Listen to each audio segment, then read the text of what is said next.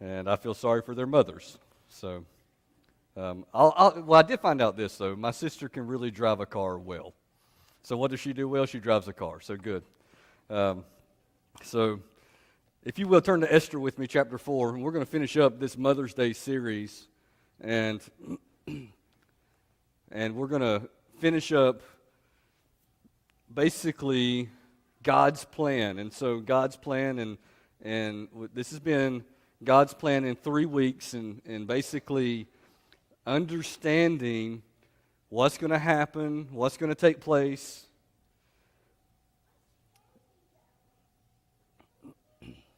And I'm pretty excited about looking at this woman of royalty and how she finishes the story that she started. And so I just want to recap really quickly just the basic story of Esther so far, and then finish it up today. And so there's a lot to cover. I'm going to be quick. Sorry, that the scriptures are wrong there, so don't look at those. Chapter 4 is where we're going to start at. But so basically, what's happened is we've been with Queen Esther, who wasn't a queen at the beginning. She was just a person who was taken into captivity in the nation of Persia, and the Persian Empire took her in, and King Xerxes had basically taken them as slaves. And so what we find is that he gets mad at his wife, the queen, banishes her basically. She's no longer a queen, and then he tries to find him a suitable mate. And you wouldn't think that you would find that person from a slave, from someone who was brought into captivity into a nation.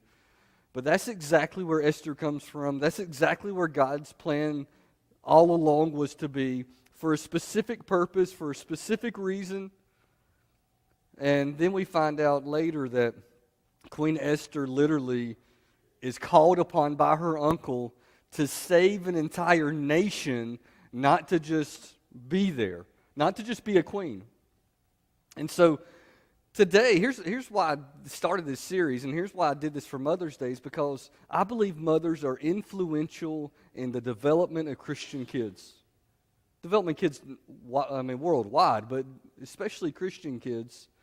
And here's what I do know is in America today, there's several reasons why this is, but this just goes to the fact of how kids respect their mom. Today is the third highest attended Sunday in all of the year in the United States. The other two are Easter and Christmas. And Mother's Day is right behind it, really close actually. And you want to know why that is? It's because kids go to church with their mom. Now, dads, that says a whole lot of bad about us, but it does say a lot of good about mothers. And so Esther here saves an entire nation. And we're going to finish that story today. And here's what I believe has happened. And there's a challenge for women and a challenge for men. And here's what it is. In America today, the only reason why there is any scripture left in the homes for the most part is because mothers have stood strong. Now, men, that's a sad statement for us, really. But today we want to honor mothers. We want to honor what a woman can do if she gets in God's plan. But understand that God's plan is for everyone too. So let's go ahead and jump right into Esther chapter 4, verse 11 through 17. And so Mordecai has went to Esther and asked her for help, is what he's about to do.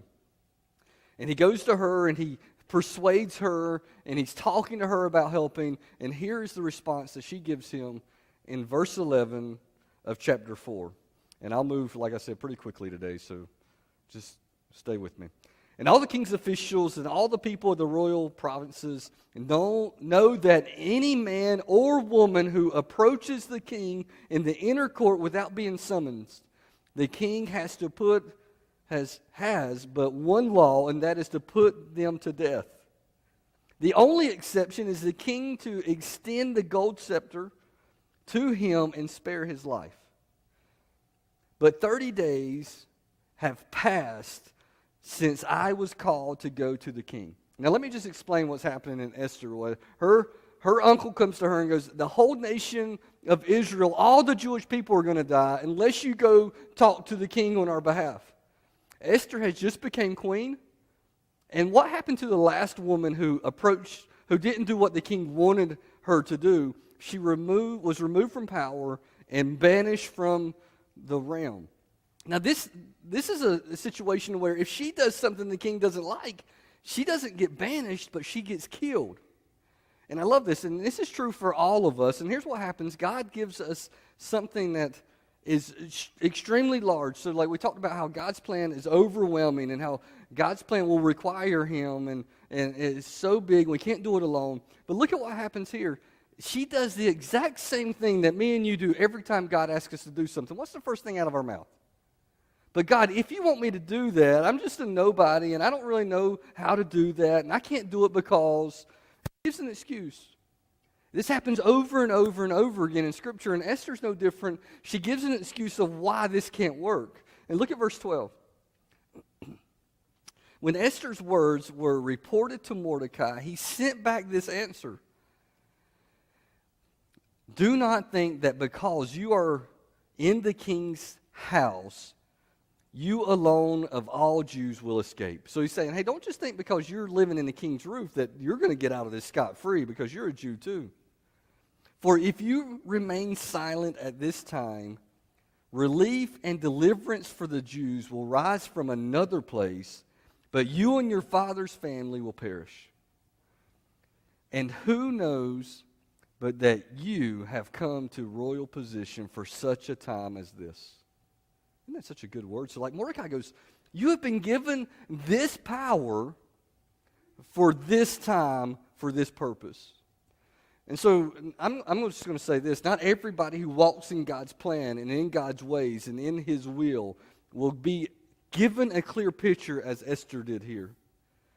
Esther's probably wondering this entire time, why did the king pick me? And why did God give me favor? And why did all this happen? And Mordecai gives it to her. He goes, the reason why God did this was not because he wanted to pat you on the back, not because he wanted to make you king or queen to the king. He literally did this so that you could save his people, and that's the only reason why.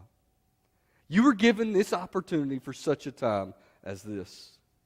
Now, here's what I want to challenge you with, and this is free, and it's not in my message today, but it's just now coming through. So, you ever like turn a radio dial and some static comes through and you pick up just a couple words? That's kind of what just happened. So next time you want to give God an excuse, maybe this is what God is saying. You were put here for just a time as this. So next time you get the opportunity to ride out of Food Line parking lot and there's a homeless person there with a sign and you make an excuse of why you're not going to give something, maybe you're just as a time as this that God's telling you to give. I mean, I don't know what situation, but there's all kinds of things. For just a time as this is why you were placed there. And look at what Esther replies with. This is verse 15. And to her uncle's words, then Esther sent a reply to Mordecai. Go, gather together all the Jews who are in Susa, and fast for me. Do not drink or eat anything for 3 days and nights. And I and my maids will fast as you do. When this is done, I will go to the king, even though it is against the law, and if I perish, I perish. So Mordecai went away and carried out all of Esther's instructions. So I'm just going to jump right into it. So here's the first point, and this is just clear, and we've talked about how this thing's overwhelming and how you can't do it alone, and this is just the bottom line. Regardless of anything else, and God's plan is so big that this is it. God's plan requires God's power. It requires God's power. It doesn't require a human effort. So last week we kind of finished with this. I shared it with Heather last night. You remember my Mona Lisa drawing that I did last week? How great it was, and y'all could tell it looked just like Mona Lisa, right? No, not so much, right? So when we try to operate within our own abilities and our own power, it's not possible. So it requires a God-sized power. If it's overwhelming, and if there will be no doubt that God did the work, then it will require a God-sized power. So our first 2 points were, it's overwhelming, God will leave no doubt. And if all that's true, then it will take his power to accomplish it. Acts 1:8. I just want to look at Acts 1:8 really quickly. Move fast. Buckle your seatbelts. Acts 1:8. And here's what happens to God's people. It says, and you will receive power when the Holy Spirit comes on you, and you will be my witnesses in Jerusalem and in all of Judea, Samaria, and to the ends of the earth. And so here's what happens. God gives you power to fulfill his plan in your life. And it says witnesses here. You will be my witnesses. Well, what are your witnesses? Your witnesses just on the path and on the plan that God has for you. You carry out his work in your life, and you will be his witness. Now, Esther, in this situation and in this circumstance, if she's going to be God's witness that he's the true God, guess what she's going to need? She's going to need a God to intervene on the king's behalf so that the king doesn't put her to death. And so we'll just continue on with the story. So we're going to go down to chapter 5, verse 1, and just see what happens. So God's plans require God's power. And here it is. In chapter 5, verse 1, here's what Esther does.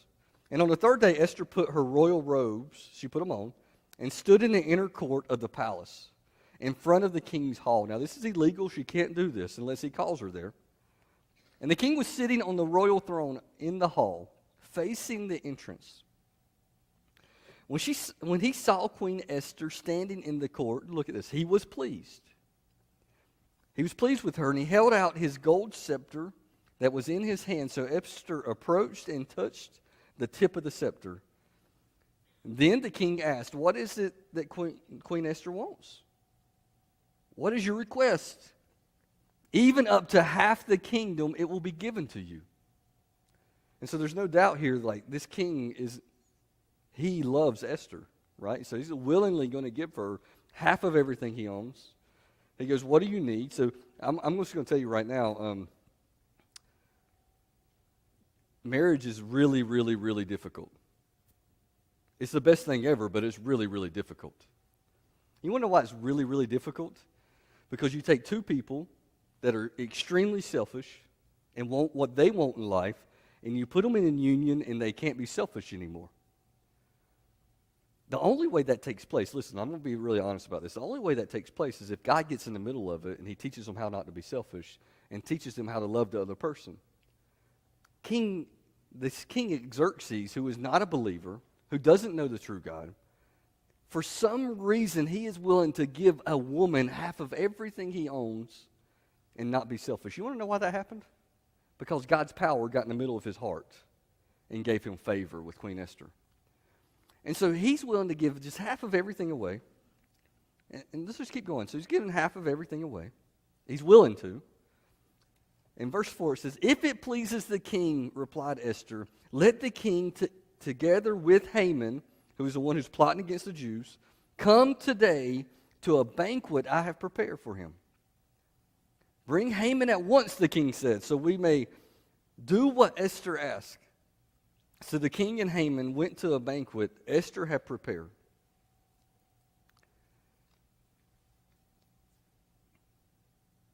As they were drinking wine, the king again asked Esther, now, what is your petition? It will be given to you. What is your request? Even up to half the kingdom, I will grant it to you. Esther replied, my petition and my request is this. If the king regards me with favor, and if it pleases the king to grant my petition and fulfill my request, let the king and Haman come tomorrow to a banquet, and I will prepare for them, and then I will answer the king's question. So she literally goes into this idea of when she's talking about, she gets into the situation. I guarantee you this will happen. She gets in the situation, man, it just doesn't feel right. This just doesn't feel good. Like, I'm pretty nervous about this, and I'm just not really excited about telling them what I got to tell them. And so here's the bottom line, and this is so hard for me to grasp, but this is just the truth. Because I want things to move a lot faster than they usually move. And here's the truth.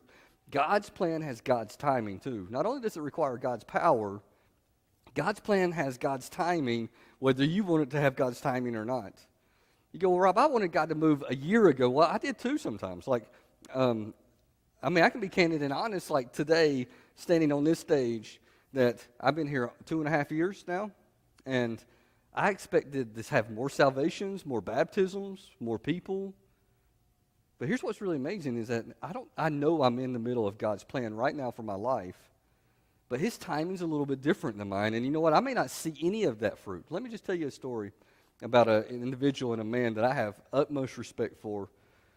And so we went to a church and we were sitting under some phenomenal teaching. I'm talking about some unbelievable teaching. And we sat there for about a year and listening to this man teach.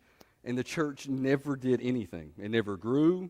And people didn't listen to him. Man, I was eating it up and I'd go out and eat breakfast with him. And I've loved this pastor. But nothing ever happened with the church. Well, this guy leaves. He leaves, goes to another church.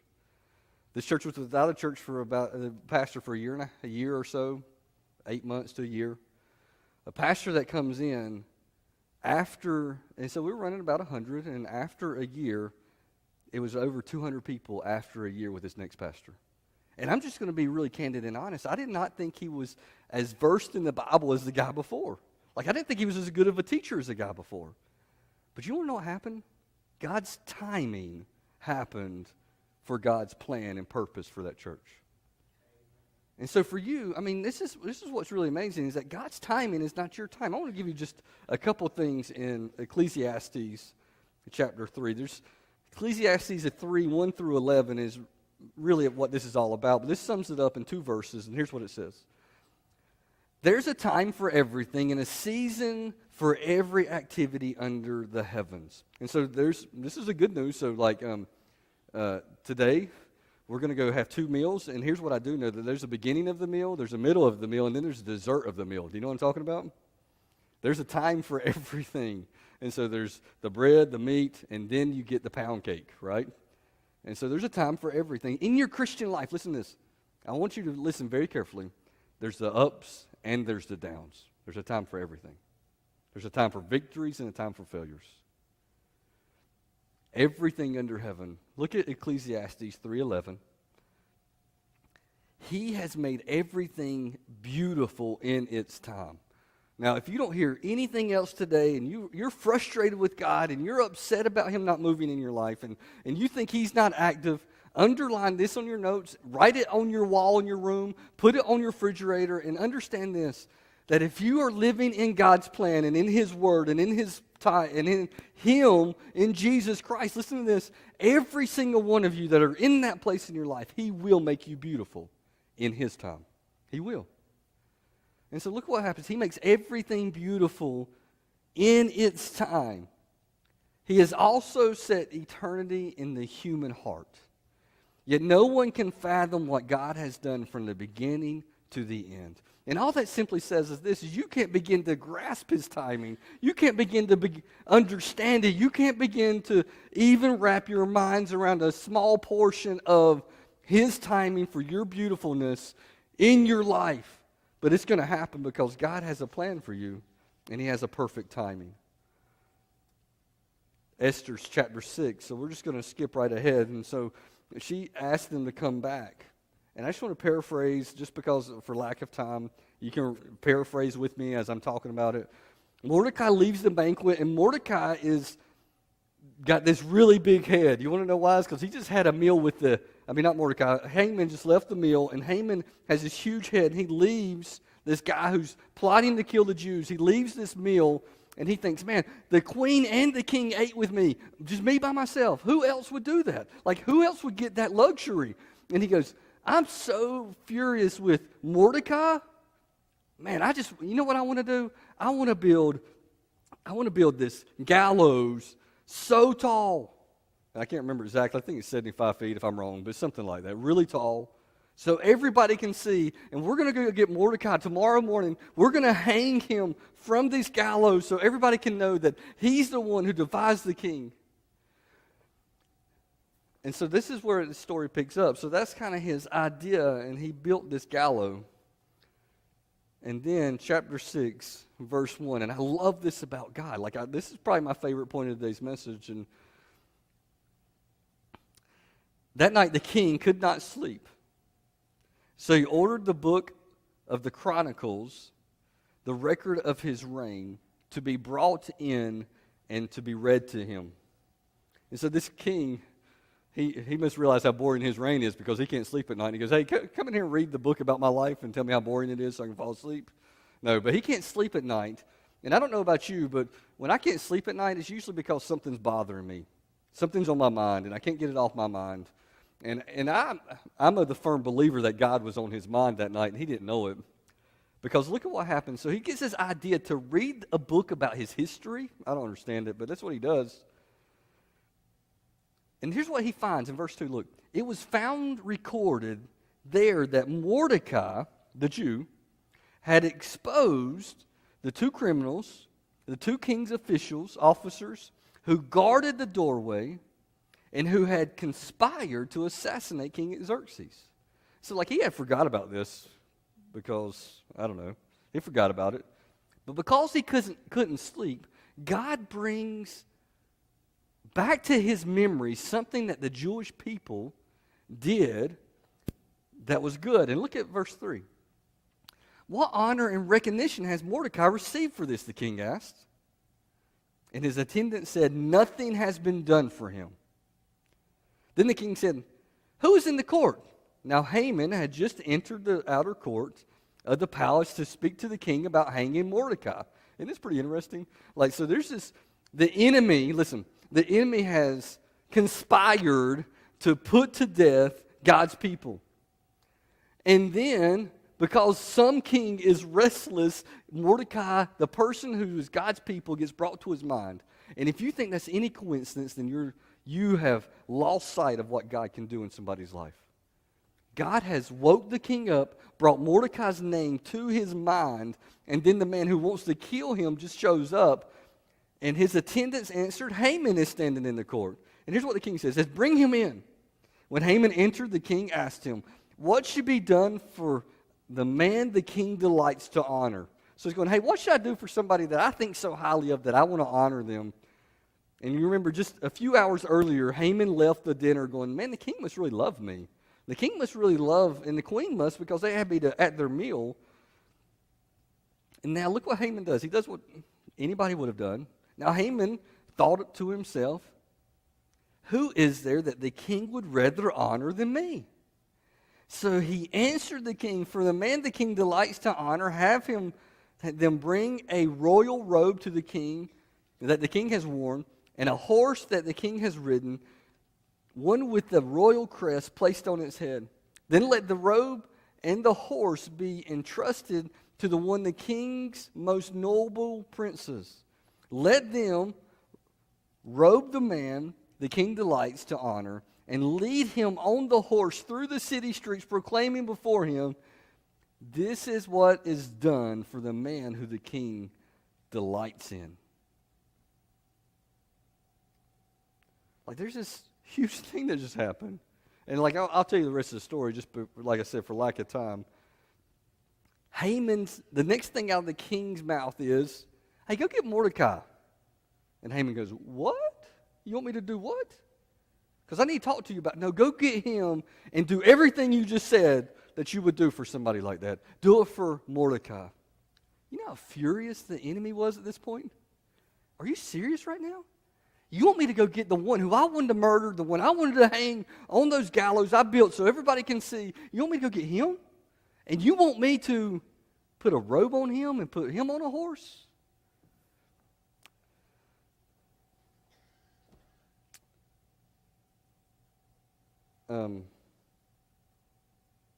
So God's plan always has elements unseen. It always has things that caught you by surprise. You show up and it's like, oh my goodness, that really just happened? It always has elements unseen. I want to, because it is Mother's Day and this is way out of what we normally do, here's what I want to do. I want my deacons who are giving out the flowers, if you'll come give them out. And so we're going to give out flowers to every adult woman. So teenagers, you're not an adult yet. I'll just go ahead and vouch for my girls. They're not adults yet because I still pay their bills. I don't know if you know what I'm talking about, but they eat off my ticket. And I love this. So my kids know this. Come on, guys. Go ahead and get the flowers while I'm talking. So my kids know this. This is how you know they're adult or not. So one of my daughters will go, you know what? If you'll just get me something from McDonald's, I'll pay for it. Knowing good and well, I can't let my child pay for their food, so I'll pay for it for them. I mean, they got this rigged, right? So they go, I got my wallet with me, and they go jump in the car, and then we get there, and I'm just like, good grief, I can't make her buy $1 or something. I'm just going to pay for it. And she's like, I offered to pay for it. Like, that's what they do, right? And so that's not adult. So all adult women. We got a flower we want to give all the adult women for Mother's Day. And you go, well, Rob, I'm not a mother to anybody. Yes, you are. If you are a woman, you are a role model of a mother to somebody. I promise you that. And so some of the women in here who go ahead, just give them out. All.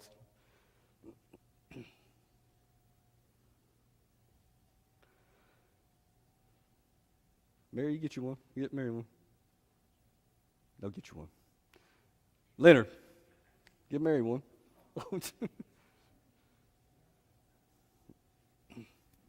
So make sure you grab one.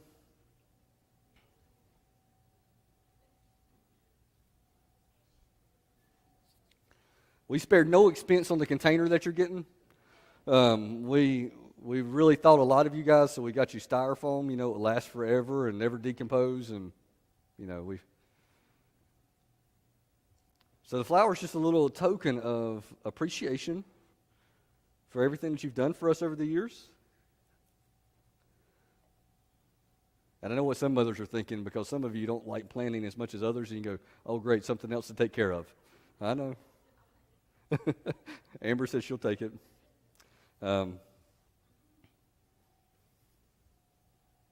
We thought you were so good at taking care of us, we thought you'd like the flower to take care of.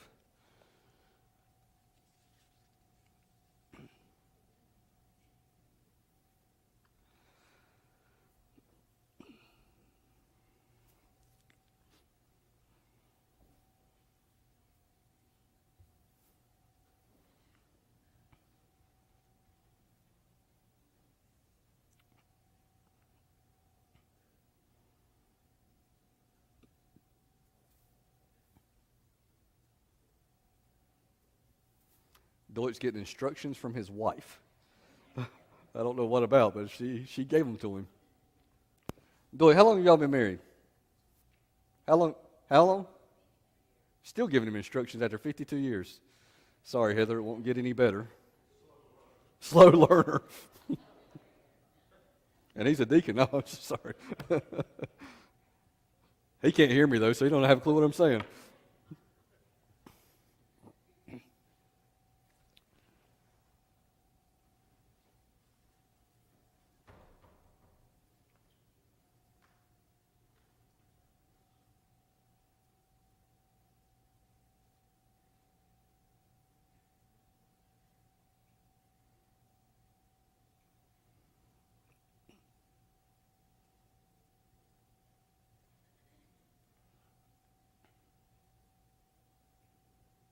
Does everybody have one?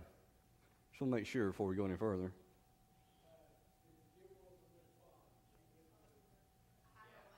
We got her one. Okay, we're good. All right, so here's the deal. It's like we gave you this flower, and here's what the wonderful thing about flowers is if you do take care of them and you do have somewhat of a green thumb, then they will grow. They'll get bigger, they'll produce more flowers, and they'll give you more beauty over time. And a flower is a pretty amazing thing in itself. But on the bottom of two of these things, there is a mark. What is it, Carolyn? Is it an X? It's a black X. So look on the bottom of your cup. See if you have a black X, and let me know who you are. Who hasn't? We got one right here. Anybody else? We should have another one. Leonard's got it. Okay, well, I'll do something different. All right, so Connie, come on up here, and you get the first choice of one of these, and we're going to do something different for the other one.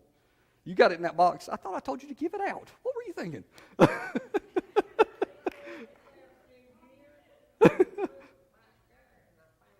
He looked back there and he found it. That's okay. We'll do something different. I got something planned.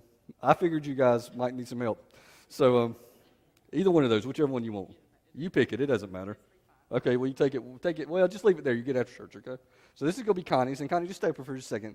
Now, here's what I'm going to do because, I'm not going to do birthday today because I don't have any clue whose today is. But I'm going to do exactly a half year from today, which would be November. Some of you are trying to figure it out in your head right now.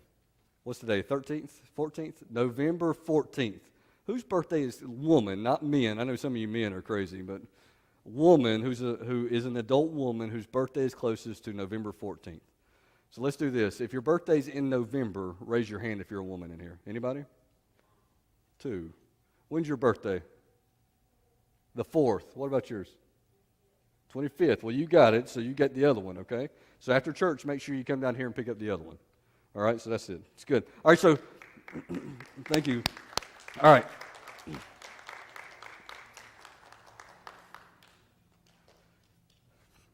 Honestly, I'm going to be completely honest with you guys. I thought about how I was going to do that if y'all didn't get the X. So anyway, when you got your flour, Connie, yours is a little different because you had an X on the bottom of your cup. Everyone in here received a flour, but sometimes you get this just unseen blessing. And so this flour that's up here, I know some of you are thinking it's just a flour, but you would agree this flour is much nicer than the one that's in the styrofoam cup. It costs a little more, and it's got a lot more blooms on it. It's got 2 plants in it. It's pretty amazing. And so just to receive a blessing that you didn't see coming is some of the best thing about God's plan. Now I want to give you just an idea of what you're talking about in this story. And in this story, let me tell you about this enemy that shows up, that hates God's people, that builds the gallows as big as the whole community could see, that all he wants to do is put you to death so everyone can see you hanging there. But I want you to understand something, that in this story, God had a different plan. And this different plan was to treat a person who was a slave, because we forget that they were taken captive from another area to live with the Persians, takes him and treats him as if he is a king. Rides with the royal robe, rides on a horse that's been ridden by the king, has the crest of the seal of the king on the horse. And then is led, listen to this, it gets even better, then is led through the city by the prince, right? And you're sitting there and you're going, what does all that have to, I get all that, that's great, like God, like this unforeseen thing just happened. Well, listen, I was thinking about it just this week, 1994 in July, I was sat on a horse that the king had ridden, a robe was put on me that the king used to wear, and then the prince took me into where the king was. Let me explain it this way. There has been an enemy that's been after you for your entire life, and all he cares is to hang you from the gallows and to take you to a place where you are seen as a mockery of the creation that God had for you. And in that, God made this enormous plan that was unseen, where God gives you all the honor and glory of being royal in the family of God because of Jesus Christ who led you in. Isn't that amazing? This story of Esther, this story that happens to Mordecai, is literally the redemption story of Christ for every one of us. And in it, there's this enemy who all he wanted to do was kill you. And let me explain this to you. And you go, well, why did you get into that? And you're talking about God's plan. Well, I want you to understand that God's plan for you is for you to live out the gospel wherever he puts you. That's his plan. And his plan is simple, but it is the gospel. And I want you to, we're going to go ahead and we're going to see what happens to finish this story up.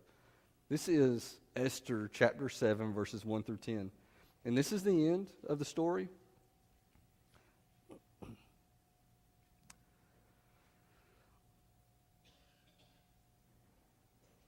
So the king and Haman went to dine with Queen Esther again. So they had this royal parade for Mordecai, and then Haman's pretty upset about it. Still wants Mordecai put to death, and he shows up, and now he has to go eat with Queen Esther again, not having any idea what's coming. And as they drank wine in the second day, and the king asked Queen Esther, "What is your petition? It will be given to you. What is your request? Even up to half the kingdom, and it will be granted." Now again, this king has had a chance to sleep on his offer for giving half the kingdom, and guess what? He comes back with it again. So God's hand has to be in this whole deal. And then look at verse 3. It says, "Then the Queen Esther answered, 'If I have found favor with you, O king, and if it pleases your majesty, grant me my life. This is my petition. And spare my people. This is my request. For I and my people have been sold for destruction and slaughter and annihilation. If we had merely been sold as male and female slaves, I would have kept quiet, because no such distress would be justified by disturbing the king. Then King Xerxes, he asks, he says, Queen Esther, who is he? Where is the man who dared to do such a thing? And I don't think Haman even knows yet. I don't think he even understands what's about to happen. And look at what he says. And Esther said, the adversary and the enemy is the vile Haman. Then Haman was terrified before the king and queen. The king got up in a rage. He left his wine and he went out into the palace garden. But Haman, realizing that the king had already decided his fate, stayed behind to beg the Queen Esther for his life. Just as the king returned from the palace garden to the banquet hall, Haman was falling on the couch where Esther was reclining. The king exclaimed, Will he even molest the queen while she is with me in this house? As soon as the words left the king's mouth, they covered Haman's face. Then one of the eunuchs attending the king said, A gallows 75 feet high stands by Haman's house. He had made it for Mordecai, who spoke up to help the king. Then the king said, Hang him on it. So they hanged him, Haman, on the gallows he prepared for Mordecai. Then the king's fury subsided. And so this morning,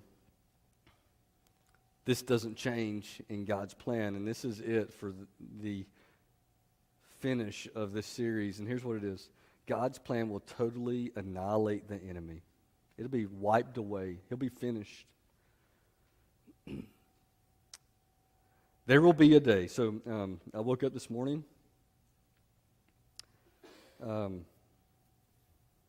Still fighting temptations and evil desires and sinful nature this morning. I woke up that way. And but there will be a day that the enemy will no longer have an attack for me. He won't be able to. One day that'll happen. And he will be totally annihilated. And here's what I love. So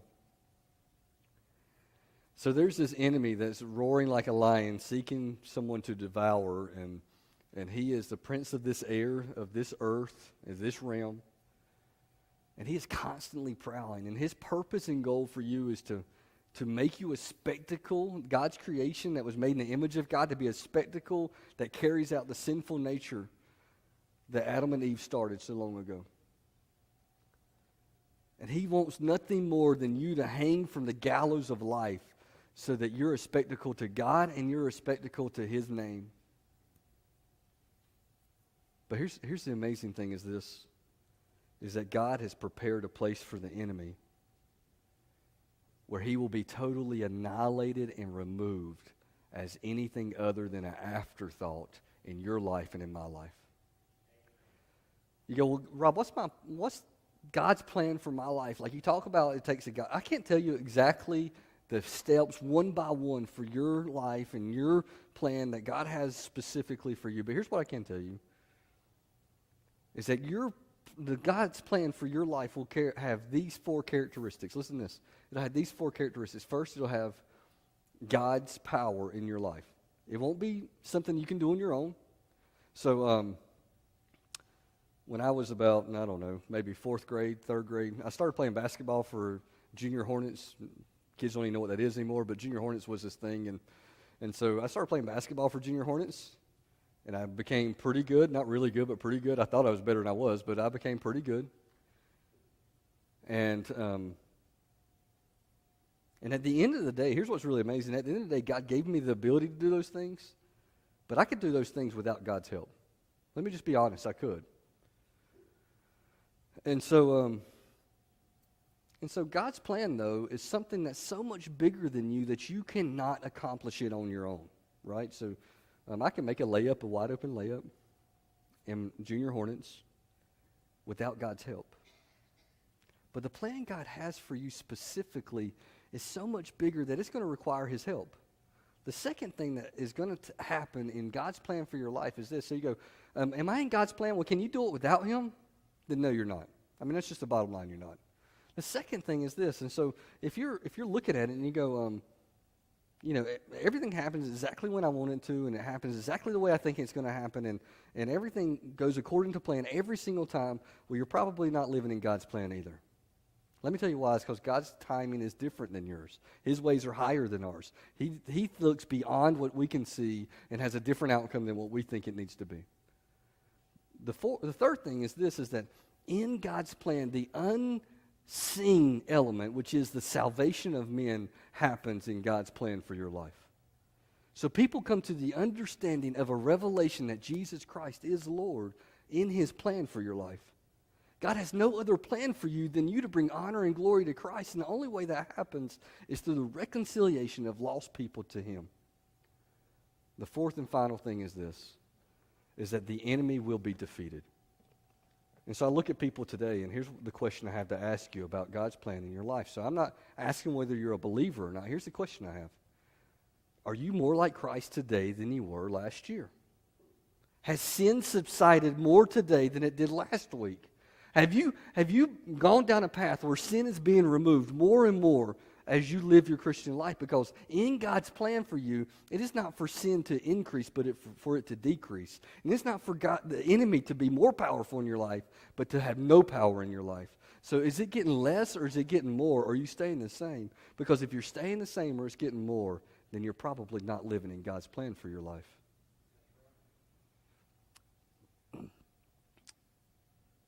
Natalie, if you'll come and play just something really. So as I was thinking about Mother's Day and Esther and the phenomenal testimony that she was, and I was thinking about what a mother's supposed to be and what God instilled for mothers, and they're loving and nurturing and caring, and so as they lived their lives, and as we as kids live under their guidance and leadership, the mothers who do the phenomenal job of being unbelievable, outstanding mothers take their kids to the one who taught them how to love. And you go, what does that mean? Like their mom? They take them to their mom? I don't know if you have a grandmother like mine, but my grandmother just speaks her mind, and sometimes it's not love. No, they take them to Jesus who taught them how to love. That's what a phenomenal mother does, because here's what a phenomenal mother knows. It doesn't matter what name is on, what plaque is on their door, what title is before their name, or what's in their bank account. What matters is the eternal significance that they'll have with the King.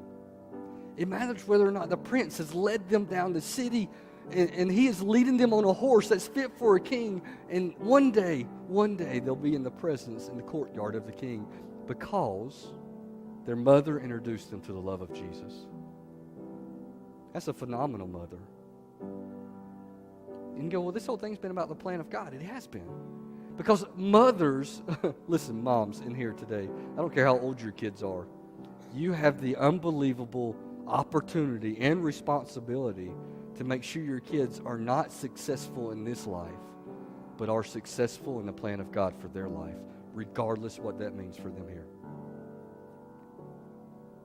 That's a successful mother more than anything else. You go, what do I do if I'm a man in here today? What if I do if I'm a son or a father? It's kind of funny because mothers are nurturing and caring, and they show the love of Jesus probably better than fathers do.